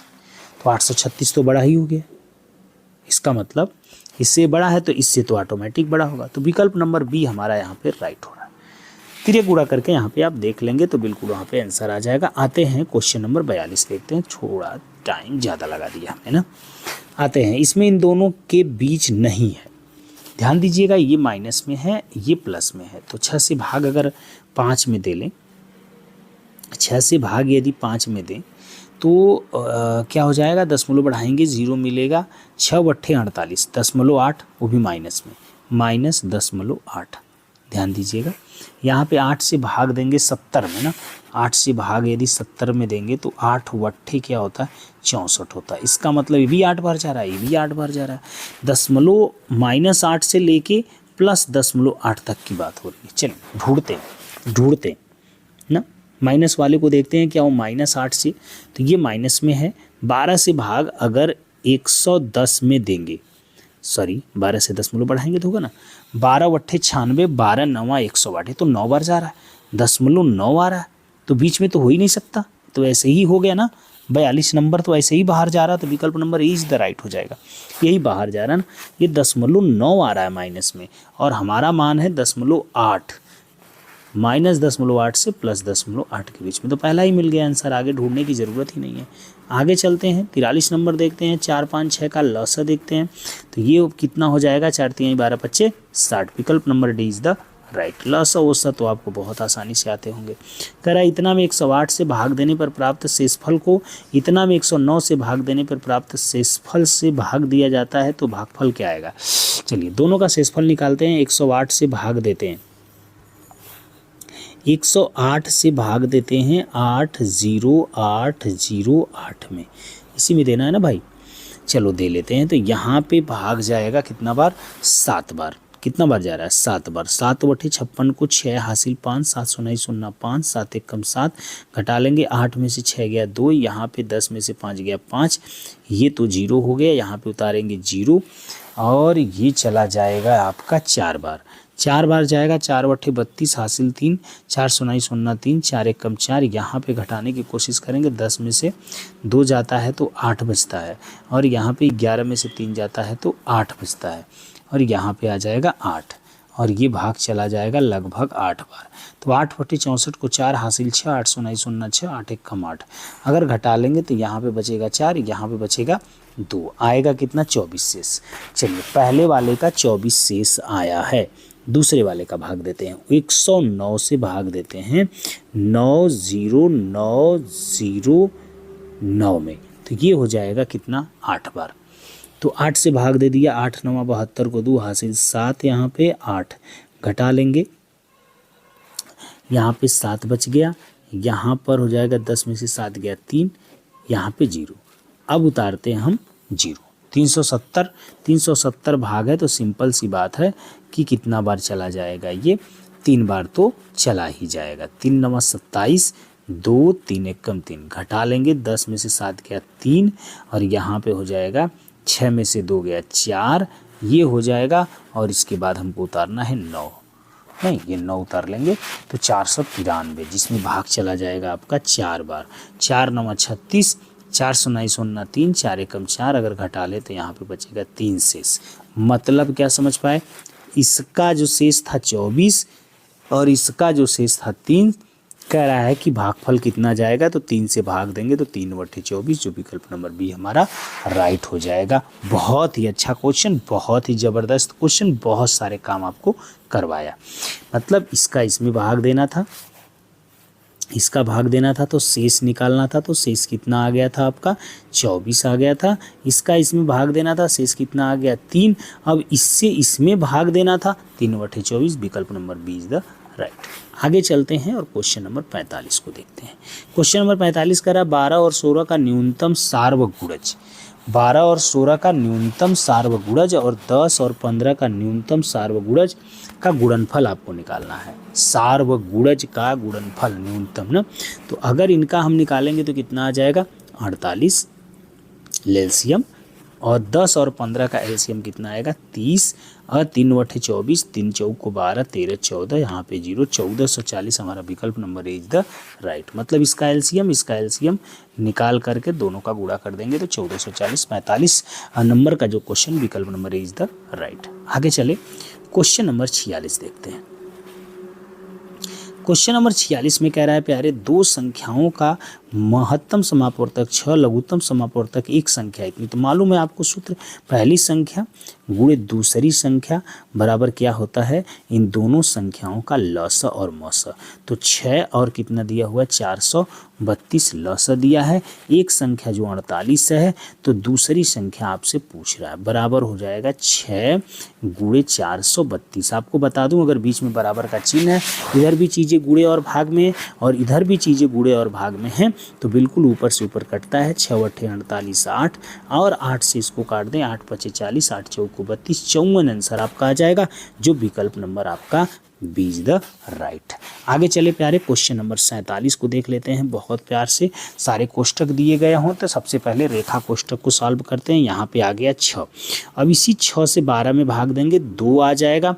अब 16 में से 2 निकल जाएगा तो कितना बच जाएगा, 16 में से 2 निकल जाएगा तो 14, और इसी 18 में से 14 को घटा ले तो कितना आ जाएगा 4, और इसी 4 से 5 में भाग दे देंगे तो कितना आएगा 5, और इसी 43 में से 5 को घटा देंगे तो आपको अच्छे से पता है आंसर आ जाएगा 38, जो विकल्प नंबर क्या होगा ए इज द राइट। बहुत आसानी से हमने कर लिया ना, इसको जोड़े तो 6 आ गया, 6 से 12 में भाग देंगे तो 2 आ जाएगा, 16 में से 2 घटा देंगे तो 14 आ जाएगा, 18 में से 14 घटाएंगे तो 4 आएगा, 4 से भाग देंगे 5 आएगा, और 5 घटा देंगे तो 38 आ जाएगा। बहुत आसानी से आप समझ पाए होंगे, विकल्प नंबर इज द राइट। 2 बार मैंने सॉल्व कर दिया। आते हैं देखते हैं अगला क्वेश्चन। एक आयताकार बगीचे का परिमाप 76 है। आयताकार बगीचा है, इसका परिमाप दे दिया है 76। ओके, इस बगीचे की चौड़ाई 18 मीटर है, तो बगीचे का क्षेत्रफल बताइए। चौड़ाई 18 दिया है, परिमाप आपको लंबाई नहीं पता है, लेकिन परिमाप दिया है, तो परिमाप होता है 2l धन b। b का मान तो 18 है, ये परिमाप हमारा है 76। 2 से अगर हम काट ले 76 को तो 38 आता है, और ये 18 जाके उधर घट जाएगा तो l बराबर हो जाएगा 38 माइनस 18, और जब ये घटाते हैं प्यारे तो बहुत आराम से 20 आता है। इसका मतलब इसका मतलब इस आयत की लंबाई हो गई 20, चौड़ाई हो गई 18, 18 दूना के 36, 10 360। विकल्प नंबर आपका डी इज द राइट, जो कि क्षेत्रफल होगा, क्योंकि आयत का क्षेत्रफल क्या होता है, लंबाई गुणे चौड़ाई। चौड़ाई आपको 18 दिया था, लंबाई आपने 20 निकाल लिया, तो यहाँ पर 20 और 18 का गुणा जो हमने किया था वो 18 दूना के 36, 360 वर्ग मीटर आंसर आ गया। विकल्प नंबर डी हमारा सही हो जाएगा 48 क्वेश्चन का। आगे आते हैं, क्वेश्चन दिया हुआ परसेंटेज से रिलेटेड। किसी संख्या का 20%, संख्या मान लेते हैं यक्स, इस संख्या का 20% 120 है, बराबर कितना है, 120 है। तो कह रहा है उस संख्या का 120% बताइए। तो चलिए हम हल कर लेते हैं पहले इसको। तो 20 बटा कितना कर लेंगे, 100 कर लेंगे, बराबर 120 यहाँ पे दिया है। ये इससे काट देंगे, 2 पच्चे 10 हो जाएगा, 5 का 73 बराबर की इधर जाके तिरिया गुणा हो जाएगा, तो x बराबर हो जाएगा 12 25 60, जो कि आ जाएगा 600 आ गया। और 600 का मुझे क्या करना है, वो संख्या तो 600 आ गई, संख्या का 120% निकालना है, तो 120% हटाएंगे तो नीचे 0 आएगा, 2 जीरो से 2 जीरो कट गया, 12 छके 72, 720 आंसर, जो विकल्प number D is the right. बड़े आराम से चला के आप एक बार दो बार में समझ सकते हैं, अगर नहीं समझ में आ रहा हो तो। आगे बढ़ते हैं दोस्तों और अगला क्वेश्चन की तरफ कदम बढ़ाते हैं, जो क्वेश्चन नंबर 50 हमारा नजर आ रहा है। क्वेश्चन नंबर 50 का रहा है, अरूण की माँ ने उसे 60 रुपये दिए, अरूण ने 3 मैगी पैकेट खरीदे, अब उसके पास एक 5 रुपये का सिक्का, 2 1 रुपये के सिक्के और एक 2 रुपये का सिक्का है। एक मैगी का पैकेट का दाम बताओ। बहुत ध्यान से देखिएगा ना, बहुत ध्यान से। 3 मैगी का पैकेट खरीद लिया है, उसके बाद उसके पास जो बचा वो बचा 5 रुपये का एक सिक्का, तो 5, 2 रुपये, 2 1 रुपये के सिक्के, 2 1 रुपये का मतलब 2 रुपया, और एक 2 रुपये का सिक्का मतलब 2 रुपया, तो 5 दूँ 7 दूँ 9। क्लियर है। अब अगर 60 में से अगर 9 को घटा दें तो कितना बचेगा, 51। कितना बचेगा, 51। और एक मैगी का पैकेट, यहाँ पे 3 मैगी का पैकेट उसने खरीदा था, तो 3 से भाग 51 में दे दें, तो 3 1 कम 3, 3 7 21, 17 रुपया का, 17 रुपया का एक पैकेट पड़ेगा, जो विकल्प नंबर हमारा सी इज द राइट। मतलब 9 रुपया उसके पास अभी भी है, तो 60 में से 9 हमने घटा लिया तो 51 बचा, और 51 रुपया में 3 मैगी का पैकेट खरीदा है, तो 3 से भाग देंगे तो 17 आएगा, और 17 हमारा विकल्प नंबर सी राइट हो जाएगा। आगे आते हैं, क्वेश्चन नंबर 51 देखते हैं, बहुत टाइम खोटा नहीं करेंगे। यदि किसी वस्तु पर 15% की हानि हो तो उसके क्रय मूल्य और विक्रय मूल्य का अनुपात बताइए। यदि किसी वस्तु पर 15% की हानि हो रही है, मान लेते हैं किसी वस्तु का क्रय मूल्य कुछ है, सीपी है, और इस पे 15% की हानि हो जाती है, अगर हानि ले लेते हैं तो वो एसपी हो जाएगी। तो 15% के हानि का मतलब होता है कि इसका दाम 15% घटा दे, 15% घटाएंगे तो क्या हो जाएगा, 85/100 हो जाएगा, और ये किसके बराबर आ जाएगा, एसपी के बराबर आ जाएगा। तो किसका किसका अनुपात चाहिए था, सीपी क्रय मूल्य का, तो ठीक है, क्रय मूल्य को यहीं पर, एसपी को इधर ले जाइए, ये बकिया तो काट लीजिए, 5 से 17, 5 से काटेंगे तो 20, और सीपी को यहीं पे रहने देते हैं, ध्यान दीजिएगा, सीपी को यहीं पे रहने देंगे, बकिया को इधर, तो ये 20 इधर जाएगा, 17 यहाँ पे हो जाएगा, और ये सीपी हो जाएगा, और एसपी इधर आके बटा एसपी हो जाएगा। आप ध्यान से देख पाए होंगे, 20 संबंधी 17 आपका आंसर आ जाएगा, विकल्प number B is the right. आगे बढ़े, क्वेश्चन नंबर 52 देखते हैं। कितने समय में 5% साधारण ब्याज की दर से किसी धन के मान में 40% वृद्धि होगी। किसी धन के मान में 40% वृद्धि होगी। मान लीजिए ये धन है, 40% की वृद्धि कर देंगे प्यारे, तो 140 बटा 100, यहाँ पे काट देंगे, 2 सते 14, 2 पचे 10, मतलब 7 यक्स बटे 5, वो धन हो जाएगा 7। जो यक्स धन था मतलब पी था, अब ये हो जाएगा इतना। समझ रहे हैं आप बात को अच्छे से। मतलब अगर इनका अंतर अगर करें, अंतर डिफरेंस करें, तो अंतर डिफरेंस क्या आ जाता है, वो एस आई के बराबर आ जाता है। और ये साई अगर आप निकालने की कोशिश करेंगे तो ये आ जाएगा कितना, 2 यक्स बटे 5। तो ये साई आपको पता है, आपको पी पता है, आपको प्रतिशत है, तो आपको क्या निकालना है, समय निकालना है। चलिए ध्यान दीजिएगा, समय की बात हम कर लेते हैं यहाँ पे। समय मतलब S I is equal to लिख सकते हैं आप PRT/100, PRT T/100 ना। तो P की वैल्यू कितनी है भाई x, P की वैल्यू कितनी है x, R की वैल्यू कितनी है भाई 5, T की वैल्यू चाहिए बटा 100। हमारा SI कितना है 2x बटे कितना है 5, बराबर का चिन्ह लगा दें। x से x कटेगा, वेरी गुड, यहाँ से काट दें तो 20-25 होता है, ये नीचे से नीचे कटेंगे 5 चौक को 20 और ये 4 जाके इधर गुणा हो जाएगा 4 दूना के 8, मतलब 8 बरस। फिर से आपको मैं बता दूं यहाँ पे हमारा P कितना था x, P, R कितना था 5, T कितना था नहीं मालूम, बटा कितना था 100। SI हमने कितना निकाला था 2x बटे कितना 5, तो x से x कट गया, इस 5 से इसको काट सकते हैं नीचे वाला, क्योंकि ये भी गुणे भाग में, ये भी गुणे भाग में, तो कट जाएगा 20 बार में, और इस 5 से इसको काटेंगे तो 4 बार में, क्योंकि भाई इसी के ऊपर नीचे है तो काट सकता। इस अब इधर तिरिया गुणा हो जाएगा 8 और इधर t है तो t का मान कितना आ जाएगा 8 वर्ष आ जाएगा। तो विकल्प नंबर डी आपका राइट हो जाएगा। आगे बढ़ते हैं, क्वेश्चन नंबर 53 देखते हैं। फलों के मूल्य किग्रा में नीचे दिए गए हैं। खरबूजा है 18.5 रुपया, चेरी है 72 रुपया, अंगूर है 120 और सेब है आपका यहाँ पे 78। आगे बढ़ लेते हैं, खरीदने की बात हो रही है, क्या क्या खरीद रहा है, कितना कितना। रेशमा 4.5 किग्रा खरबूज खरीदती है, 1 किग्रा का दाम इतना है, आप देख पा रहे हो कि 4.5 किग्रा खरीद रही है। तो 4.5 का मतलब होता है, पहले तो 4 का गुणा कर दें तो ये हो जाएगा कितना 409, कितना हो जाएगा 4.5 का मतलब ये भी कर सकते हो आप, 4.5 का मतलब ये भी कर सकते हो 4 दूना के 8 1 9, 9 बटा 2 से गुणा कर दो, 9 बटे 2 से गुणा कर दो तो 2 से काट दोगे 2 9 18.25 आ जाएगा, और 9 से गुणा कर दोगे तो 9 5 45, 9 दूना के 18, 18 4 22 और 9 9 81 और 2 जोड़ देंगे तो 83, मतलब 83.25 आपका आंसर यहाँ पे आ रहा है। आंसर नहीं आ रहा, आपके खरबूजा हो गया। 1 किग्रा 200 ग्राम चेरी, जो कि चेरी आप देख पा रहे हो 1 किग्रा 200 ग्राम की बात हो रही है।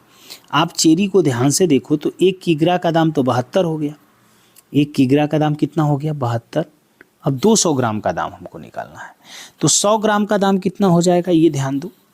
अगर 1000 ग्राम का दाम यहाँ पर कितना दिया गया है, 1000 ग्राम का दाम 72 रुपया है, ध्यान देना 1000 ग्राम का दाम अगर ये 72 रुपया है तो 1 ग्राम का दाम कितना हो जाएगा 72 बटे 1000, और 200 ग्राम का दाम कितना होगा 200 का गुणा कर देंगे, 20 से 20 कटेगा, कटेगा ना, 10 से भाग देंगे तो ऊपर क्या 7.2 और ये 2 से गुणा कर देंगे तो कितना हो जाएगा 14.4। इसका मतलब यहाँ पे 14.4 और जोड़ दें, 200 ग्राम का दाम है कि नहीं 14.4, तो ये हो जाएगा 10 यहाँ पे 4 4 2 6 और ये हो जाएगा 7 1 8, 86 रुपया 86.4 मतलब 86 रुपया 40 पैसा। ओके, इसको आप आ गया 86 रुपया 40 पैसा। बैक चले जाते हैं आराम से, ये हो गया 86 रुपया 40 पैसा, 86.40। आगे बढ़ते हैं तो कह रहा है 250 ग्राम अंगूर मतलब 1 पाव अंगूर, जबकि 1000 ग्राम का दाम यहाँ पे दिया हुआ है, तो 1 पाव का मतलब 1/4 ना, तो 4 से भाग दे दें, 4 3 12 और ये हो जाएगा 1.5 ना, मतलब ये हो जाएगा 30.15। ओके, चलिए ये भी हो गया। आगे है 1 सही 3/4 किग्रा सेव, 1 सही 3/4 किग्रा सेव, 1 किग्रा का दाम तो 78 रुपया है, 3/4 का दाम निकाल लें, तो वैसे भी कर लें, 4 एकम 4 3 7, क्या 4 एकम 4 3 7, तो 78.40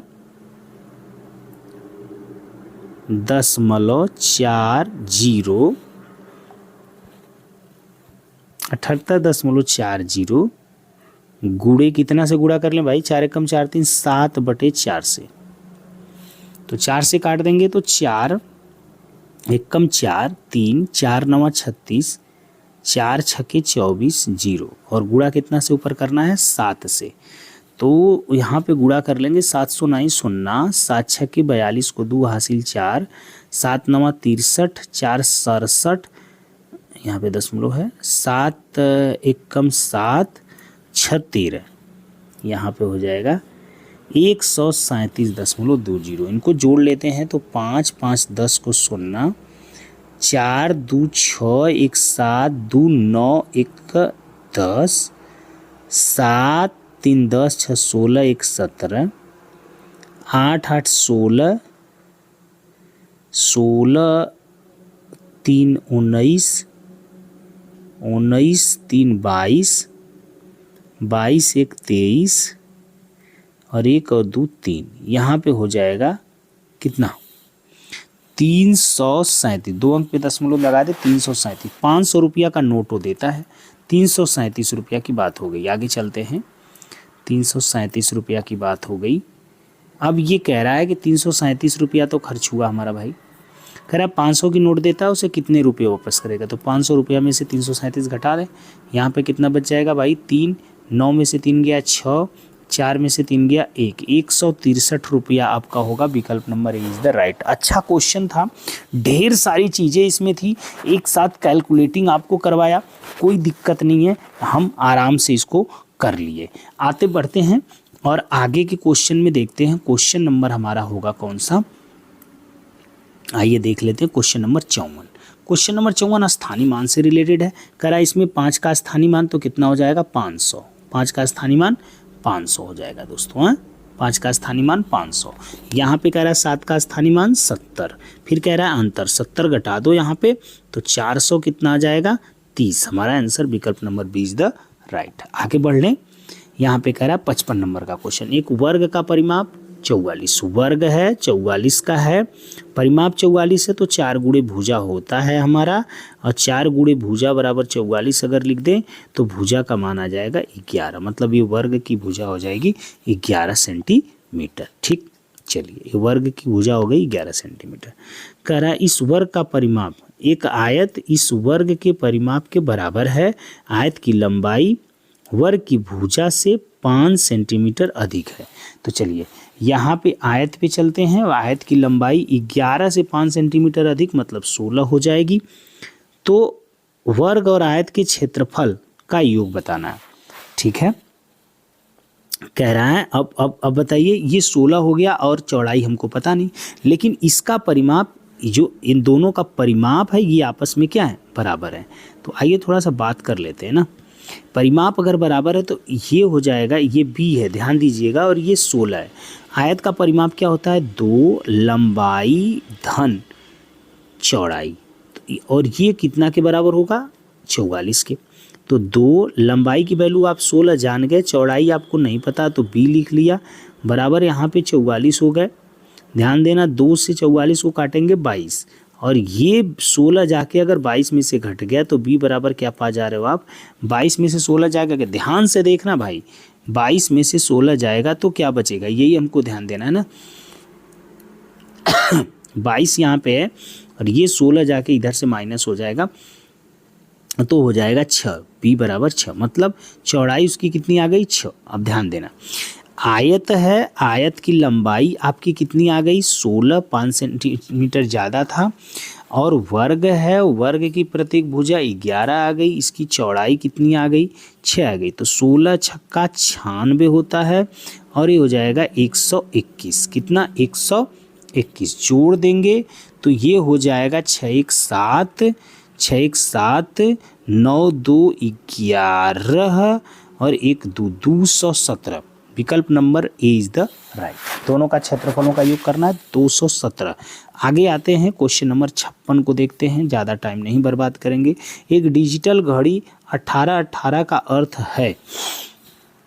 1818 का अर्थ क्या भाई, डिजिटल घड़ी है, जाहिर सी बात है दोपहर में 12 बज जाता है, और उसके बाद पीएम की तरफ अगर हम बढ़ेंगे तो पीएम हमारा अपराह्न हो जाएगा, पीएम हो जाएगा, कितना हो जाएगा 12 6 18 6:18 पीएम, 6:18 पीएम, 6:18 पीएम, ये अपराह्न होगा यहाँ पे जो कि विकल्प number B is the right हो जाएगा 56 का। विकल्प नंबर कौन सा राइट हो गया?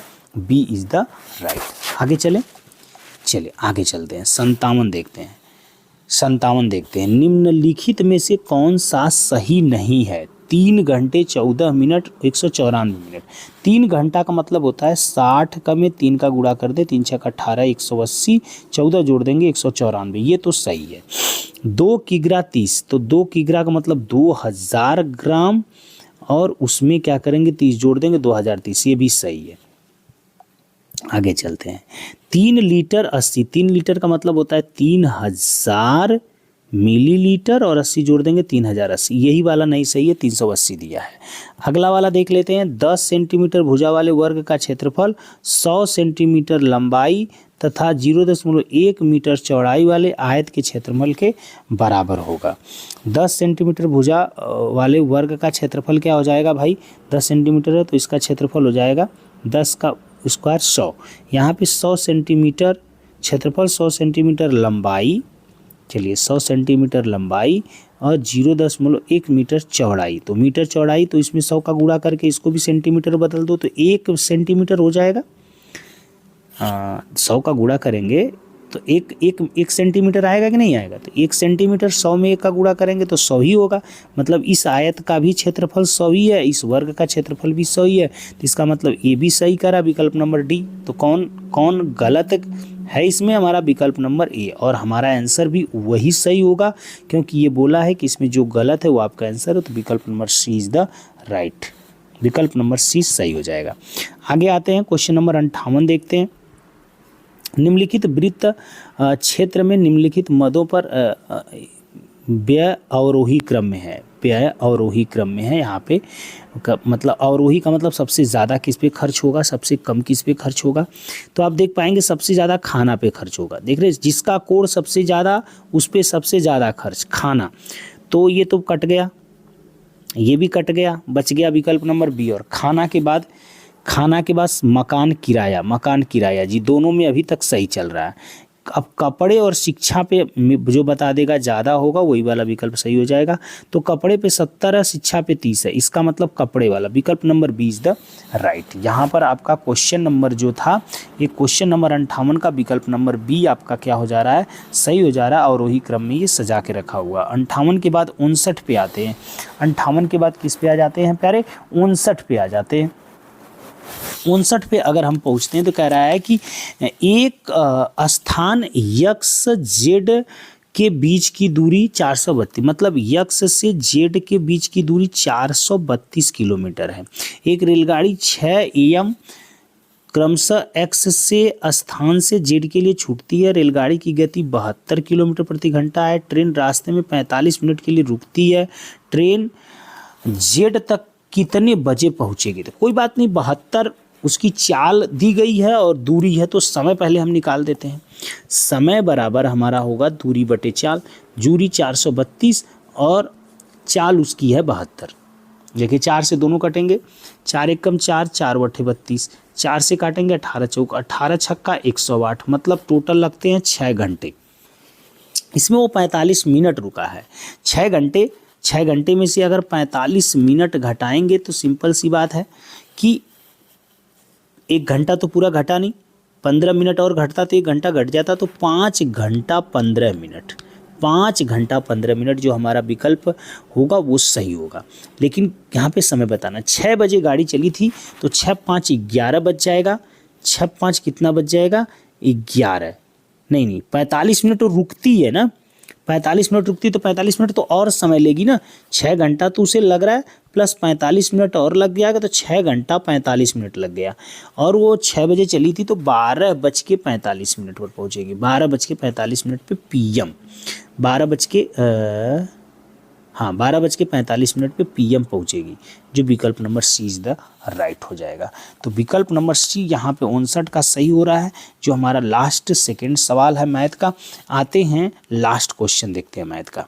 कह रहा है किसी संख्या किसी संख्या और उसके 2/4 के बीच का अंतर 60 है। संख्या मान लेते हैं x है और इस संख्या का 2/4 2x बटे क्या हो जाएगा 4। अंतर कर लेते हैं तो अंतर की बात ये होगा माइनस कितना 60। कोई बात नहीं है, 4 का गुणा x में करेंगे तो यहाँ पे हो जाएगा 4x। क्या हो जाएगा प्यारे 4x हो जाएगा। ठीक है 4x, तो यहाँ पे हो जाएगा 4x माइनस हो जाएगा 2x बटा हो जाएगा 4 बराबर है 60। घटा लेंगे तो 2x बचेगा, मतलब 2x बटे हो जाएगा 4 बराबर हो जाएगा 60। 2 एक कम 2, 2 दूना के 4, 2 का तिरिया गुणा 120, मतलब वो संख्या हो जाएगी 120। आगे बढ़ लेते हैं, संख्या 120 ध्यान से आप देख लीजिएगा। इस प्रकार से मैथ के भी टोटल हमने 20 क्वेश्चन प्यारे समाप्त ही कर दिए। बहुत मज़ा आया होगा। थोड़ा तेज़ गति से हम चले थे ज़रूर, इसीलिए कि थोड़ा जल्दी कर पाएँ, आपका समय ज़्यादा ना बर्बाद हो। आप दोबारा वीडियो चला के सही क्वेश्चन कर सकते हैं। आइए हिंदी के देखते हैं। आपको पता होगा कि हिंदी का भी टोटल 20 क्वेश्चन आता है और एक क्वेश्चन 1.25 का होता है, मतलब 25 नंबर हिंदी भी देती है। ओके, आते हैं प्यारे। 25 नंबर हिंदी देती है तो हिंदी का ले लेते हैं। यहाँ पर 61 से 80 20 क्वेश्चन हमारे हैं और पैराग्राफ को पढ़ते हैं और फिर उसके आधारित जो पैसेज है उसका आंसर देते हैं। आइए ध्यान से देखिएगा, बिल्कुल ना घबराइए, सारे आंसर देते हैं। लिखा है कि द्वीप में उगने वाले छोटे घास तथा कटीली पत्तियों को बकरियां चरती थीं, कुछ मुर्गियां उनका पीछा करती थीं। वहाँ एक तरबूजों का और एक सब्जियों का खेत था। द्वीप के बीच में एक पीपल का पेड़ था, वह वहाँ अकेला पेड़ था। बड़ी बाढ़ के दिनों में भी जबकि पूरा द्वीप पानी में डूब जाता था, पेड़ दृढ़ता से खड़ा रहता था। चलिए ऊपर कर लेते हैं थोड़ा सा। दृढ़ता से खड़ा रहा। यह पेड़ बूढ़ा पेड़ था, लगभग 50 वर्ष पूर्व बलशाली हवाओं के एक बीज को वहाँ से उखाड़ ले गई। उसे 2 चट्टान के बीच शरण मिल गई। वहाँ उसे जड़ें जमा दी और एक छोटा परिवार को छाया और शरण देने के लिए वह बड़ा हो गया। वेरी गुड, कोई बात नहीं। पीपल का पेड़ पुराना था, 50 लिखा था अभी ऊपर, आपने पढ़ा होगा 50, तो विकल्प number B is the right. चलिए आगे चलते हैं, अगले प्रश्न का जवाब दे। द्वीप पर कौन रहता था? द्वीप पर आपके दिया हुआ है कि द्वीप पर एक छोटा परिवार रहता था। द्वीप पर क्या रहता था? एक छोटा परिवार रहता था। आगे चलते हैं, क्वेश्चन नंबर 63 देखते हैं। पीपल का पेड़ किसने लगाया था? हवा और प्रकृति ने। पीपल का पेड़ किसी ने लगाया थोड़ा नहीं था, पीपल का पेड़ हवा के द्वारा वहाँ से आया हुआ था और उसी के बीच में जम गया था। शब्द शरण का अर्थ है मकान, सुरक्षा, छाया, वर्षा। जो शरण शब्द है उसका मतलब है सुरक्षा। शरण मिली हमें, सुरक्षा मिली हमें। आगे चलते हैं और ये देखते हैं। बकरियां खाली स्थान खाती थी। लिखा था उसमें कि बकरियां क्या खाती थी? 2 खेत थे तो उसमें बकरियों के लिए उसने लिखा था कि जो बकरियां हमारी थी वो घास और कटीली पत्तियां, रिक्त स्थान जो था इसमें आप घास और कटीली पत्तियों को खाती थी। चलिए आगे चलेंगे, ये जवाब आपका हो गया। यहाँ पर देख लेंगे तो दिया भी था कि यहाँ पे दिया था कि कुछ मुर्गियाँ उनका पीछा करती थी, कटीली पत्तियों को बकरियाँ चरती थी। देखिए यहाँ पे लिखा है कि छोटी घास तथा कटीली पत्तियों को बकरियाँ चरती थी। तो वही तो आंसर हमारा हो गया, यहाँ पे लास्ट वाला राइट हो गया। ठीक है, तो ये हमारा आंसर यहाँ पे सही हो गया कि आपका घास और कटीली पत्तियों को चरती थी। ठीक है, चलिए आगे बढ़ लेते हैं।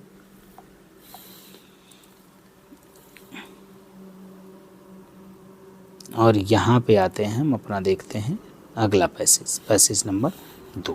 ठीक है, पैसेज नंबर 2 थोड़ा सा दिख नहीं रहा है तो उसको थोड़ा सा हम पढ़ के आपको सुना देंगे। आप देख लीजिएगा कि क्या है। थोड़ा सा हम बुक से देख लेते हैं पैसेज को कि क्या है ये पैसेज। ठीक है, तो यहाँ पर जो पैसेज दूसरा है कुछ इस टाइप से है, देखिएगा ध्यान से।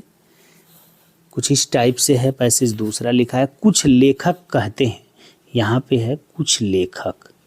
कुछ लेखक कहते हैं कि शेर ऐसे दहाड़ता है कि उसकी दहाड़, यहाँ पे दहाड़ है, आवाज़ एक बार में 2-3 दिशाओं से आती प्रतीत, यहाँ पे प्रतीत है, प्रतीत होती है। यह बात वैसी असंभव नहीं है जैसी लगती है, क्योंकि पक्षियों की और कीटों की बहुत सी प्रजातियां, यहाँ पे प्रजातियां हैं, में यही चकित कर देने वाली शक्ति होती है। स्पष्ट है कि यदि शेर के पास भी यह शक्ति है तो यह शेर के पास भी यह शक्ति है तो यह उसके लिए बहुत उपयोगी है। वह अपने शिकार को रात में आतंक की स्थिति में डाल देगा और वे इससे डरकर उससे दूर भागने के बदले अपने शिकारी की ओर ही भाग सकते हैं। थोड़ा सा आपको दिक्कत हुई होगी पैसेज में, लेकिन ठीक है, जवाब दे लेंगे हम। अगर आपने सुना होगा, मैंने पढ़ के बताया तो। बहुत से खाली स्थान यहाँ पर जो आपको दिया गया है के पास यही शक्ति होती है, तो बहुत से बाघों लकड़बग्घों ऐसा कुछ तो नहीं दिया था। ठीक है, थोड़ा सा मैं ऊपर कर देता हूँ।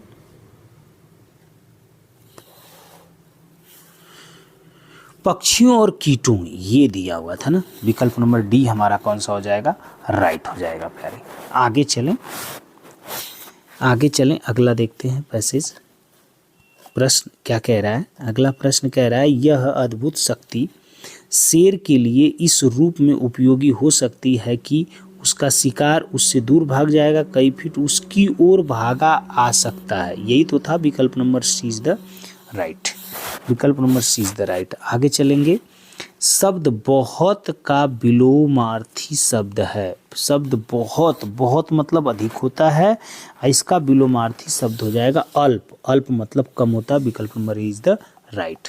आगे चलते हैं। आतंक का अर्थ क्या है? आतंक मतलब होता है बहुत ज़्यादा किसी को परेशान करना, भयभीत कर देना, जो यहाँ पर विकल्प number B is the right हो जाएगा। आगे चलेंगे प्यारे। शेर की दहाड़ आती हुई लगती है।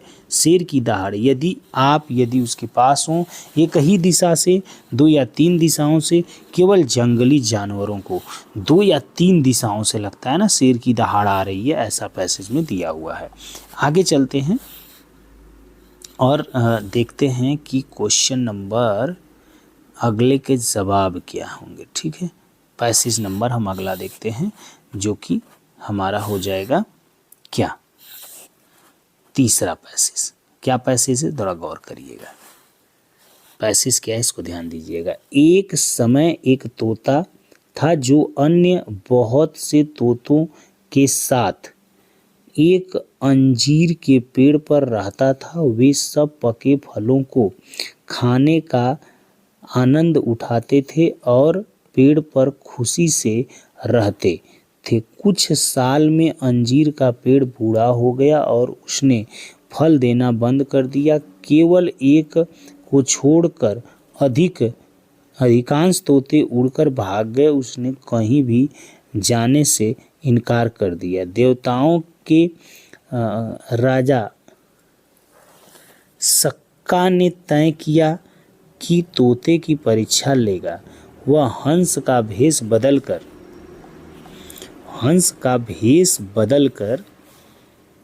तोते के पास आया और पूछा कि उसने अभी तक पेड़ को क्यों नहीं छोड़ा। तोते ने उत्तर दिया, मैं अपने मित्र को नहीं छोड़ सकता क्योंकि उसने वर्षों तक मुझे भोजन दिया है। Very good.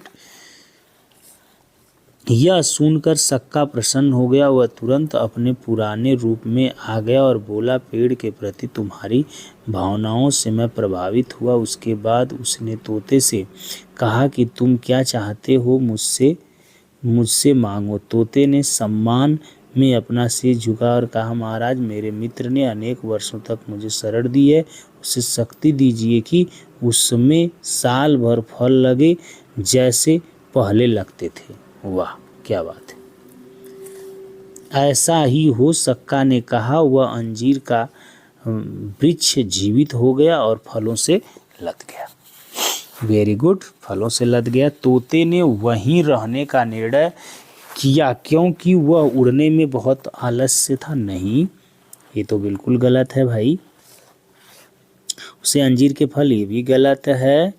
वह स्वार्थी पक्षी था, उसे अन्य फल पसंद नहीं थे।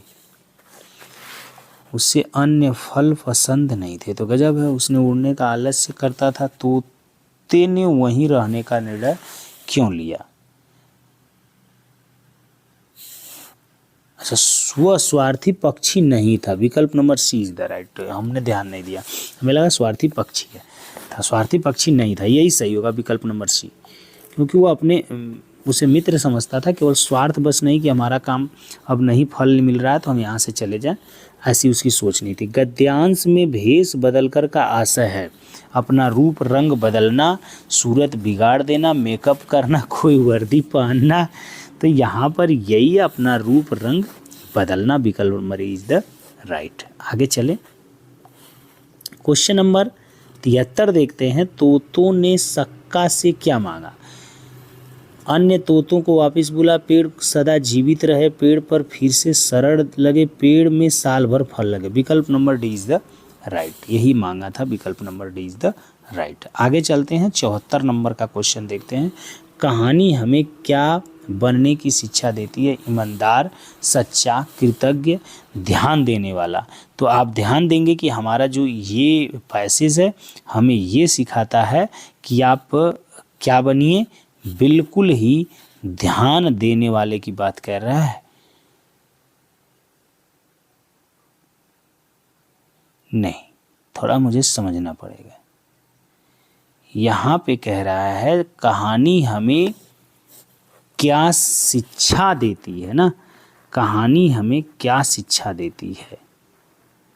कहानी हमें शिक्षा देती है हमें कृतज्ञ रहना चाहिए। अगर किसी ने हमारा, कृतज्ञ और कृतज्ञ दो चीज़ होता है। कृतज्ञ जो किसी का उपकार को मानता है और कृतज्ञ ये होता है जो किसी के उपकार को नहीं मानता है। तो यहाँ पर अगर पेड़ ने हमको फल दिया तो हम उसके उपकार को मानेंगे, ऐसा ही इसमें कहानी से तात्पर्य मिल रहा है। शब्द देवता का पर्यायवाची है। शब्द देवता का पर्यायवाची, देवता का पर्यायवाची हम बात करेंगे तो यहाँ पे विकल्प नंबर डी। असुर जो होता है तो दैत्य, दानव, ये सब उसके विलोम है और पर्यायवाची केवल सुर है यहाँ पे। तो आप कह सकते हैं देवता का पर्यायवाची क्या है? सुर। विकल्प number D is the right. आइए लास्ट पैसेज पढ़ लेते हैं, चौथा वाला। चौथे पैसेज को देखते हैं ध्यान से। लिखा है कि शीला को रात का आकाश देखना अच्छा लगता है। रात में बहुत सारे तारे चमकते हैं। कभी कभी वह अपने पिताजी के कंधों पर चढ़ जाती है और उसे लगता है वह राजकुमारी है और तारों के और निकट बैठी है। एक दिन दोपहर बाद उसके पिता ने कहा, हम समुद्र तट को जाने वाले हैं, क्या वह मज़ेदार नहीं है? क्या यह मज़ेदार नहीं है? शीला खुश नहीं थी। अगले दिन सुबह वे समुद्र तट को गए और शीला ने सीपियाँ इकट्ठा की। शीला ने सीपियाँ इकट्ठा की। शीला को एक अनूठी चीज मिली। यह बड़े संतरी रंग के गुदगुदे तारे सी लग रही थी। क्या यह आकाश से गिरी? और यह चमक क्यों नहीं रहा है? और यह चमक क्यों नहीं रहा है? यह तारा नहीं है। उसके पिता मुस्कुराए, यह तारा मीन है, यह समुद्र में रहती है। शीला ने तारा मीन को समुद्र में रख दिया। वे लहरें कूदते रहे जो तारामीन को वापिस समुद्र की ओर बहा ले गई। Very good. चलिए आगे चलते हैं।